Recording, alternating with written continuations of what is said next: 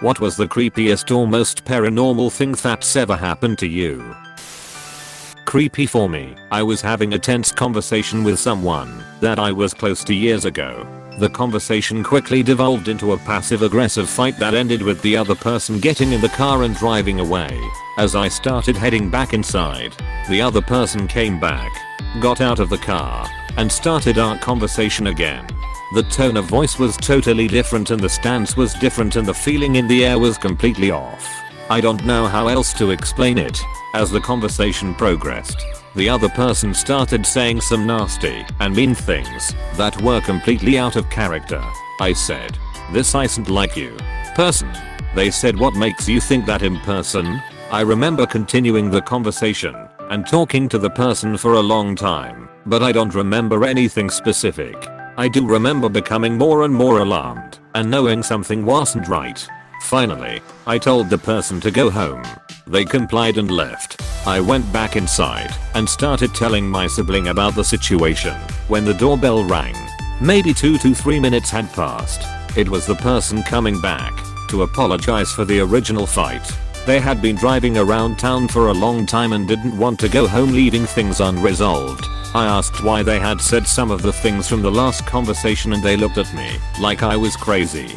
They had no idea what I was talking about. Totally could have been lying. But that whole situation just felt dark. Scared the hell out of me. Scary shit, man. IDKY, but this reminds me of a very creepy Drive Who episode.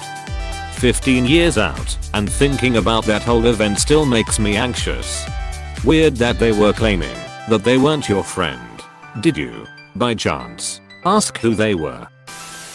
I was a manager of computer repair for a retailer a couple years ago. We had a client's computer in the back running various malware and virus scans. I was doing morning paperwork in the back near the computer. This PC had its screensaver on, displaying random photos from the My Pictures folder.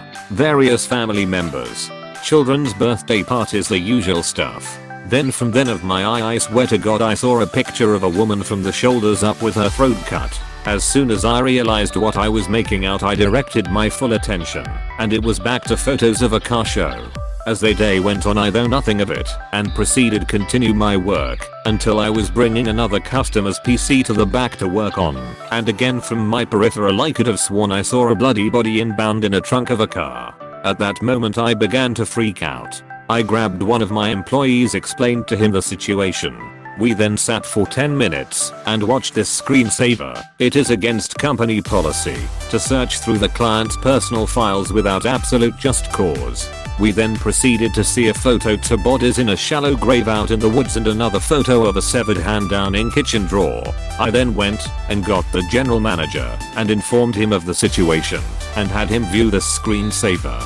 We then felt that I would be in everyone's best interest to contact law enforcement. In about 15 minutes later, owner of the computer and another gentleman show up. I proceed to tell him that his computer is not ready and it will be a while.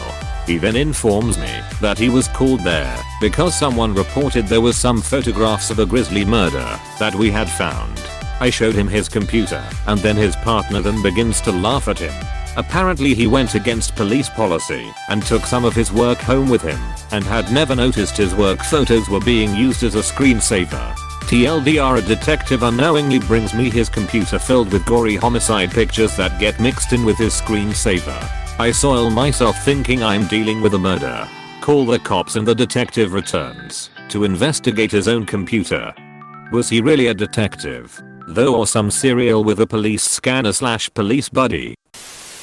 Not creepy, but definitely paranormal. I was about 17 and was in my bedroom crying my eyes out over something.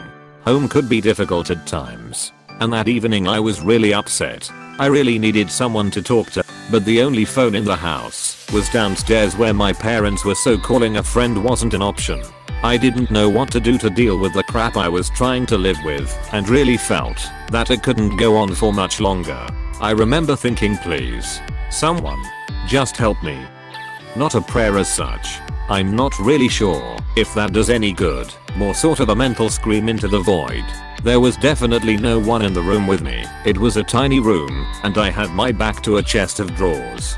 And then I felt something on my left shoulder. as if someone was standing behind me and resting their hand on me. I could feel the weight of each individual finger and the palm cupping my shoulder, and I could feel warmth from it. It didn't scare me, but it was enough to stop me crying. I guess the feeling lasted for a minute or so and then just stopped. I have no idea what it was, but it was enough to calm me down. I wish I could feel it again. My aunt had the same thing happen to her in college. She was sitting alone in her dorm on her bed, crying into her hands when she felt the weight and sensation of a hand on her shoulder. She always felt that it was her deceased grandmother assuring her everything would be okay. She says it calmed her down, like it did you. I was driving to pick up my friend from the airport around 10 at night. His girlfriend was also with me as she wanted to see him as soon as possible. We were going down some dark, super lonely back road. I've never been that way before, but I was following good old Apple Maps. Eventually we came up alongside a train that was matched with our speed, so we couldn't see out past it on the right side of the car. After a couple minutes of that, we came upon a train yard on our left. A very spooky, very generic horror movie train yard. Nothing crazy yet, except for the fact that it went on and on and on. We probably spent 10 minutes driving at 45 miles an hour down a dark back road with a train yard on our left and a train on our right blocking the view. Eventually we made it back into society and picked up my friend from the airport. We told him all about the spooky train yard and train, and were excited to drive back and show him just how much it was like a generic horror film. We drove back down the same roads. It wasn't there. We never passed a train yard. There were no trains on the tracks. Now on our left, friend's girlfriend and I flipped out. We swore up and down we drove right along the train yard for a long time. The drive home felt much shorter. We lived in a house a few years back, and random things would just go missing. Then they'd turn up somewhere else. We never really thought hard on it cause they were never expensive or important things. So because of this none of us ever mentioned it to each other. Fast forward and mum loses an earring. Not a huge deal, but it's a nice tangly pair she wears frequently. Maybe a month later I come home and find it perfectly laid out in the middle of the ground at the end of a high traffic hallway. It has 3 doors at the end. Take a photo and show mum when she gets back. Give her back her earring and we discuss the oddity. I mention that lately I've been misplacing random inconsequential stuff like staplers, and she looks at me and she goes, "That's weird." Me too. Our housemate gets home and we mention it and he goes, "Oh man, so weird. My razor vanished for a while and I found it back on my sink one day." So basically we are all convinced there was a friendly ghost attached to that house that just misplaced things to let us know they were present. I was 15ish and babysitting a neighbor girl down the road from my parents' house. The house was older, but I never thought it was creepy. They also had this awful rat terrier that would bark at everything. Worst dog ever. Once the girl went to bed, I sat in the living room and was watching TV. The dog started freaking out, but instead of barking at the door like normal, she started barking at the corner of the room. Then she would run to another room and bark and come back to where I was, like she was following something. Finally she stayed at the kitchen barking for a solid 2 minutes, afraid that she was going to wake the girl up. I went into the kitchen to quiet her down. When I walked in I froze and saw that every single cabinet door in the kitchen was open. All of them. I grabbed the dog and ran to the living room. After she stopped barking, I went back into the kitchen and closed everything. Thankfully the dad finally came home soon after. I refused to go back and my parents never believed me. I still get freaked out when I think about it. My boyfriend and I woke up in separate parts of the house in hysterics, naked and covered in sweat. When we both finally calmed down and talked we realized we had the same dream of being surrounded by a group of black and white people with no mouths. That's gonna be an O from me, dog. Okay, so I'll put you down as an O where it says prevent this from happening. Nah man. I want this to happen. Edit. It's getting near my bedtime. I really don't want this to happen. When I was in college I house sat for my parents. I'm a bit of a scaredy cat, so I locked every door leading up to the bedroom when I went to bed at night. I had the weirdest dream that someone unlocked each door and turned on every light. I felt cold and woke up to my dog barking. All of the lights in the house were on and every door open and unlocked. My dog wouldn't stop barking at nothing in the hallway. I sat in the shower with my dog and a phone the rest of night scared to death. Shower? Bad choice there. Bit of a murder hotspot. It is easier to clean up, so it doesn't affect too much the sell price of the house. It is the smart choice for the conscious murder victim. Conscientious. March 2015. My father passed a month or so earlier. I wasn't sleeping well. I would be up later and later at night. My father used to always give me shit for staying up so late because it's ruining my sleep schedule and affecting my work. Standard parenting stuff. It's about 2:30 am and I'm watching YouTube on my PS4. Power in the house flickers. I check the window. No rain or wind or anything. I figured somebody hit a pole somewhere. Couple minutes later, power goes out for a second. Comes right back on. Nothing was affected. Which is weird, because when power goes out, electronics reset. Check the window again. Still nothing happening outside. A couple minutes later, power goes out for almost a whole minute. From the couch, I can see the street light outside is still lit, as well as the other houses on the street.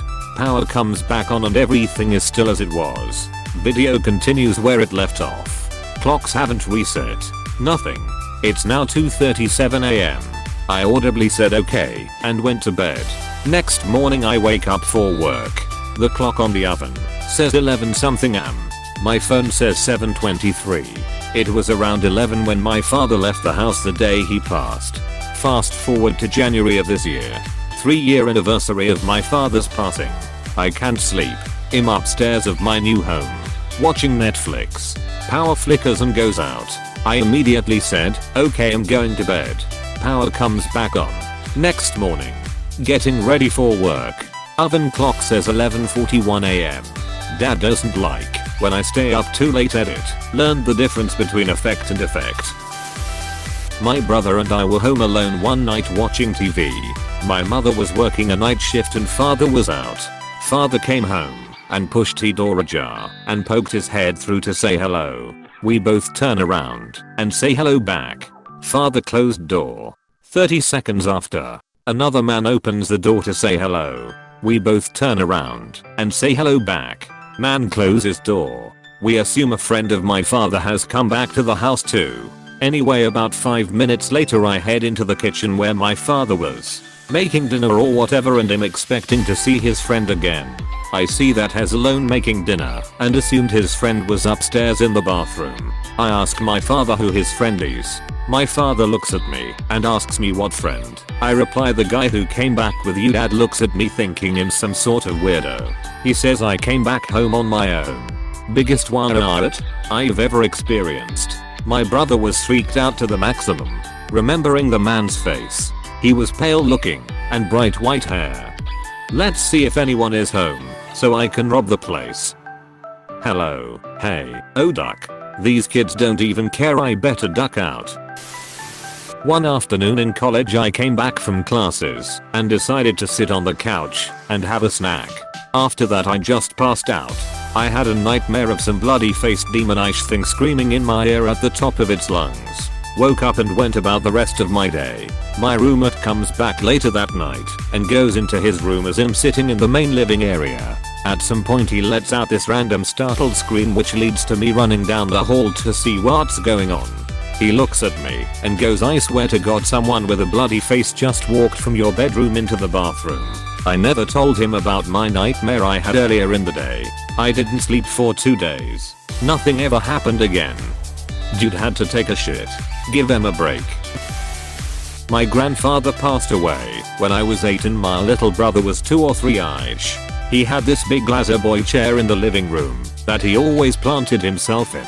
Everyone knew this chair was grandpa's chair. Anyway, we went down to my grandparents' house in Florida for a long weekend to attend the funeral, etc. We're all chatting the first night there in the living room, and my mom was sitting in the laser boy chair. My little brother goes up to my mom and says grandpa wants his chair back. My mom asks him where grandpa is, thinking he probably didn't understand death. To which he responds, he's right behind you. My mom bolted off that sofa immediately. My grandfather passed away when I was 9 and my little brother about 2. And in the first 2 months or so of his passing, every time my family was all gathered in the living room, at some point my brother would always suddenly stop doing whatever he was doing and just look directly to some place in living room and start pointing and saying "Grandpa." We never really questioned it, and with time it just went away. Still can't place my exact feelings about it, but it really is something that I certainly will never forget. Hey, thanks for watching, and don't forget to subscribe.